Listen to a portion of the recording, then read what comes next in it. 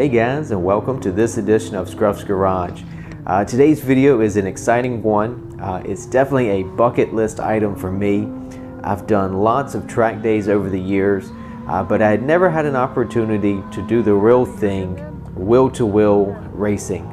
But earlier this year, I got an opportunity. Some friends of mine that I know from going to the track had an opening on their Lemons team.